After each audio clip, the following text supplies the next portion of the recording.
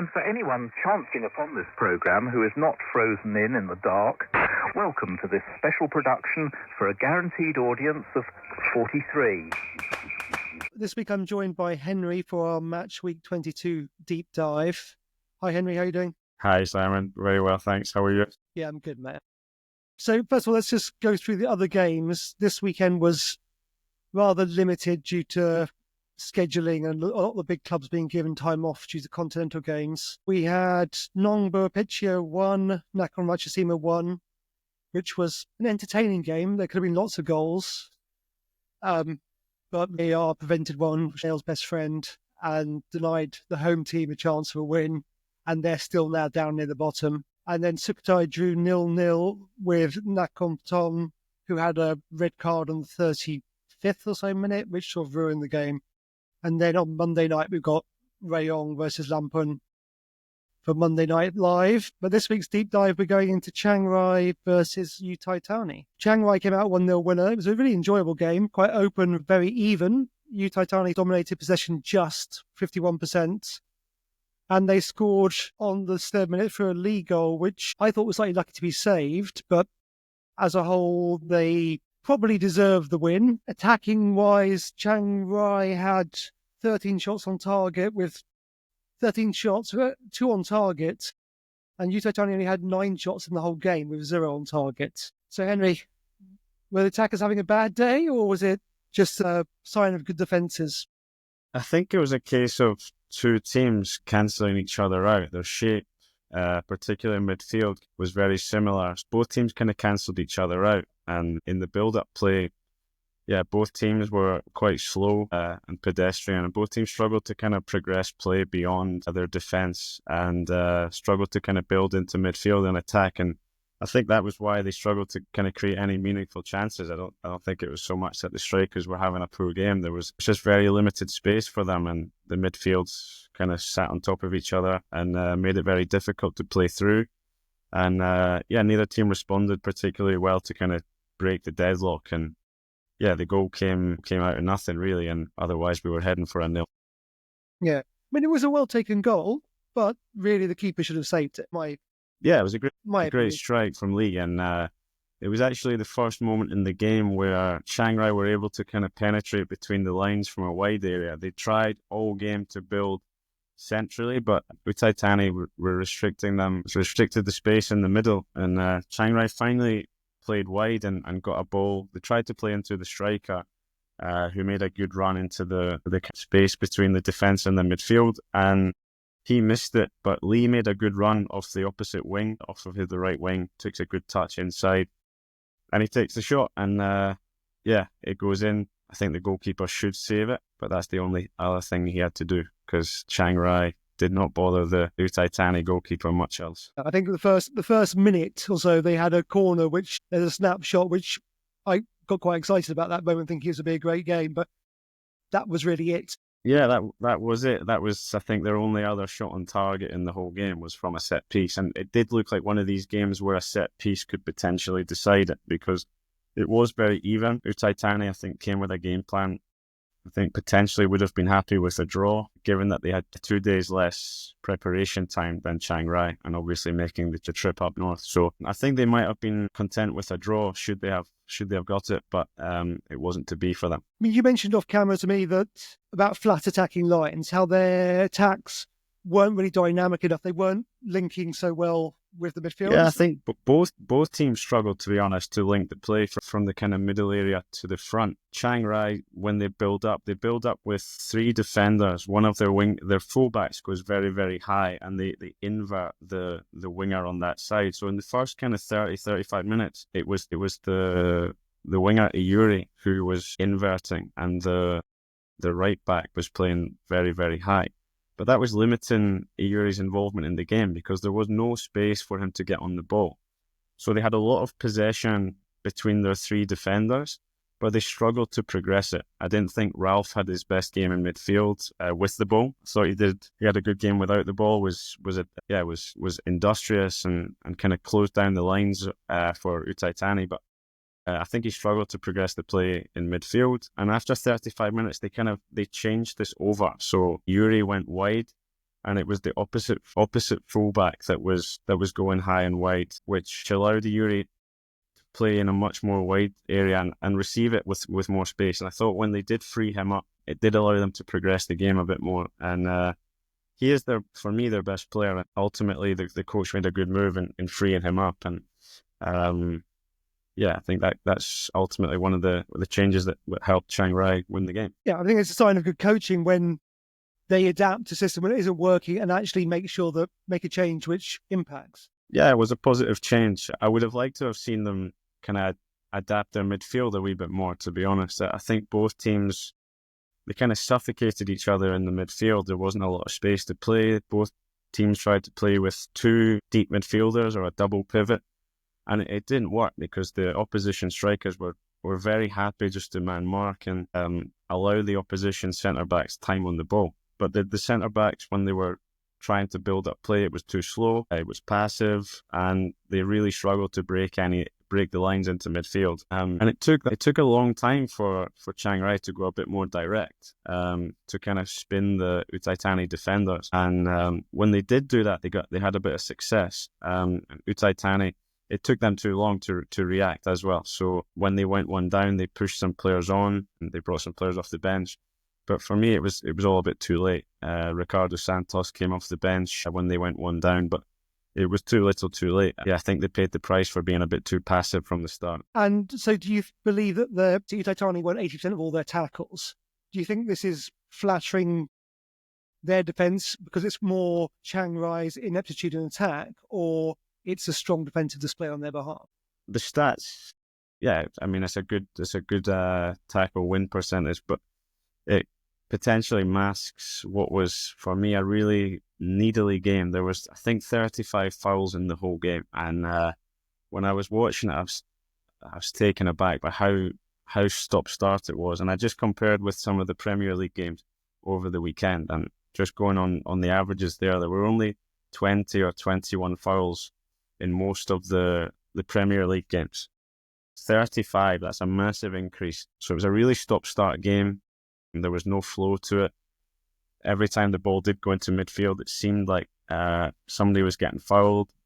Davis for Uthai Thani picked up an early yellow card, which I think hindered his game. I don't think it was one of his better performances. They struggled to get him on the ball, and I don't think that kind of off-the-ball work is kind of what he's renowned for. He's done a great job recently getting on it, getting forward from midfield, and chipping in with goals for both Uthai Thani and the national team. But I think they asked him to do a bit too much without the ball, and I think that's reflected in just how many fouls there were. Yeah, I can see. I mean, I thought Uthai Thani, when they had the ball, seemed more dynamic in many ways. But you're right; he looked sort of withdrawn after his booking. Yeah, Uthai Thani only had Uthai Thani's 51% possession was great, but their actual passing accuracy in the final third was only 55%. So Chiang Rai's, it's only 57%. It really shows they weren't really making the most of their chances, and they weren't making a profit. Possession is great, and to have the majority of possession is all well and good, but the possession stat doesn't tell you where the possession is or what you're doing with it. And as I said, both teams were really comfortable passing along the back, and the opposition strikers were happy to let that happen, as happens a lot in Thailand and Thai football. Seldom do teams go and press from the front, as we're accustomed to in kind of Western and more European style. If the centre-backs have the ball all day, teams are very happy, and it's up to the coach and the teams to find solutions to be able to progress the ball. I don't think there was enough rotation from both teams, to be honest, in terms of getting the ball players, your Davises and so on the ball, and getting them dropping in between the defenders and looking to kind of connect the play there. It was the defenders were rigid in the way they wanted to play, and there was really limited opportunity to progress the ball centrally. As I said before, the wingers coming in off the line and inverting, just all that does is congest the space in the midfield. It seems to become a fashion now, this inverting, which is being sort of copied from the Premier League, where you see fullbacks and wingers inverting the whole time. And it's great if they actually do something and free someone else to move forward and someone else steps out of the space. But if you're just holding it and just filling a midfield, it doesn't really ever do anything. Yeah, and that's why I was surprised that they started with Iuri inverting, because his game is getting on the ball wide and dribbling at players, taking players on and creating chances. And when he's inside, okay, on a tactics board, it looks great that he's more central and he might be between the lines. But if there's no space between the lines, Iuri can't do what he's in the team to do. And the coach made a good switch to kind of change the system over to free him up.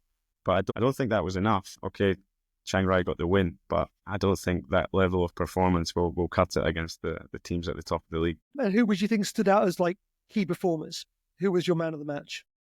Well, I was looking forward to watching Davis. I know you were speaking highly of him over his performances of the last few weeks.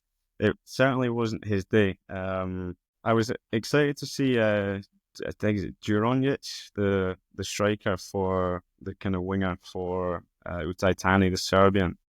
He looked at a kind of lost soul. He tried and he was industrious and he looks to play on the shoulder. And I think there's definitely a player in there that could be handy for Uthai Thani, but they struggled to get him on the ball and support him. For me, the standout players were Iuri once he was freed up. The first 35 minutes, he hardly touched the ball in that kind of central area. I was impressed by Lee. He took the goal well, and ultimately that's the difference. But the midfielder, Jahan, for Chiangrai, I thought he was composed, industrious, and yeah, ultimately was really important in Chiangrai keeping the clean sheet, because every time the ball did turn over, he was there. He was there to kind of close it down. He pressed Davis really well, and he made sure there was no space for Uthai Thani's key players to get on the ball. I thought the Chiangrai defenders had a good game again. Cesar at the back was steady. Yeah, Chiangrai have got some solid centre backs. Every time we talk about them on the pod, they've won and kept a clean sheet. So Chiangrai fans will be hoping that we talk about them next week. Maybe for a Chiangrai sponsor for the podcast. I thought Stewart was decent. I thought he had a good game again. Yeah, I think sure. Last match. He's composed. He makes good decisions on the ball, and Beresford as well. Again, Beresford's on the wrong end of the result, but there's a player in there. He makes good decisions. He looks to join the attack when he can. Really, really solid in the air. The one thing for him, which I think might restrict him getting to the kind of top levels of the game, is mobility. I don't think he struggles when the winger is kind of stretching the game outside of him. I think his pace can maybe let him down from time to time. But in terms of his raw defending and his decision making on the ball, is very good, and definitely a player that the national team will be keen to use. I can see him as more of a centre back rather than a full back. Yeah, going or forwards. potentially a kind of centre back of a back three, playing on that right side of a back three, where he's he's allowed to defend the wide area, but really composed on the ball, and yeah, certainly one that Uthai Thani will be looking to keep a hold of. Yeah, I mean, despite the result, Uthai Thani are, I think, comfortable now and probably safe from the drop, whereas Chiangrai are still in that sort of zone where they could get dragged into it. That third spot to go down is still pretty contentious. The problem for Uthai Thani is going to be motivating the players. As you say, they are in, as you look at the table now, you would say they're safe. But it doesn't take long if Rayong or Nongbua pick up a few results, then they can easily be dragged back into it.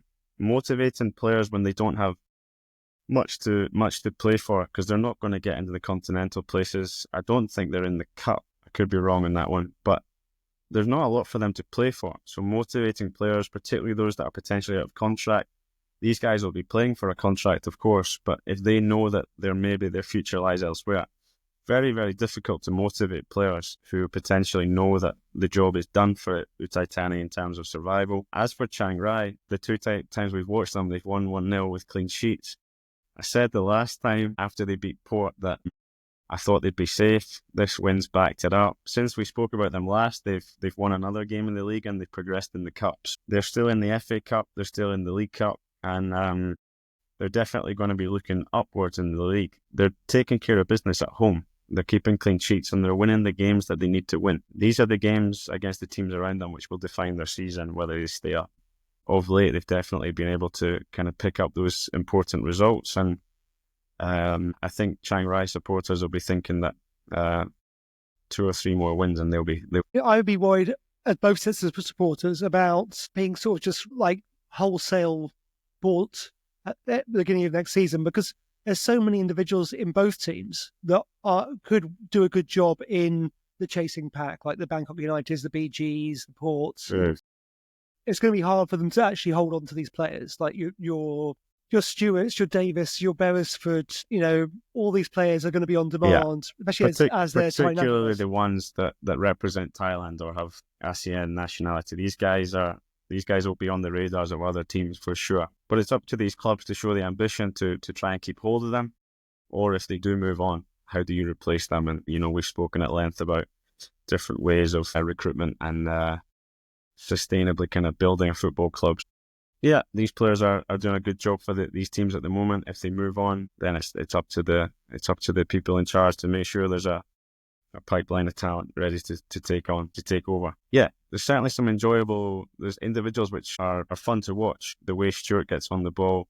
I know it wasn't Davis's game this weekend, but he's certainly coming into form and I'm sure is on the radar of other teams. Yeah, I mean, I think for the league as a whole, we would sort of hope that these players do stay at their clubs, because if all the talent pool is in the top 3 or 4, then it makes it a weaker league overall. We'll see. I mean, it's hard to say what's going to happen and what budgets will be like next season. So this weekend, you had the joy of going to watch Phuket Andaman, now playing in Phang Nga. What, 4 games now this second leg? 1 draw, 3 defeats? Yeah, I think so. It's a funny one to explain, to be honest. It's probably the best they've played this leg, to be honest. But they look bereft of confidence. The team, I thought they played well. They going forward, they struggled to break teams down, to create clear-cut chances and take those chances. And then at the other end, they're leaking goals from set pieces almost every game. And that's something that the coach will obviously want to rectify. I just think mentality is a huge thing at this time of the season, particularly down the bottom of the table. So I really hope they can get a few performances and results together quickly. So today wasn't their day. I think the performance, there was green shoots in terms of the performance, but at this stage of the season, it's all about results. And unfortunately, at the moment for them, it just doesn't look like they know how to grind out a result. And that's the most important thing, particularly next week when they go to Yala City. That's a massive game at the bottom of the table. Yeah, I mean, I think this weekend coming up is going to be key for them, really. And, they started the season with big ambitions, and now they're 2 points off the relegation spot, and they've been cut off. The bottom 4 clubs are now being cut off from the rest of the league, and it's a battle for who stays up between those teams. And I think all those teams still have to play each other, so we'll see. I mean, I'm hoping that things go ahead. We just need a bit of consistency. The formation seems to change every week, which doesn't really help the system. They played 4-2-3-1 today, which I don't think particularly suits the players that they have at their disposal. But saying that, the performance was generally better, but they gave soft goals away at key times. They lost a goal from a long throw after less than a minute today. They equalised, scored a really good goal. I think it was Kai that scored the Dutch centre-back. And they look fragile mentally at the moment, which is a big concern. But I genuinely believe they've got the players that they need to kind of keep them up and get them moving in the right direction. The fingers crossed. Okay, thanks, Henry. Thank you so much for joining me, mate. And next week, we'll be looking at Muangthong United versus Buriram. It's a massive game. It's obviously one that the fans love to see. If I can get a spare minute on my holiday next week, I'll try and endeavour to join you. Cheers, mate. Thank you. Cheers. Appreciate Thank it. you, Simon.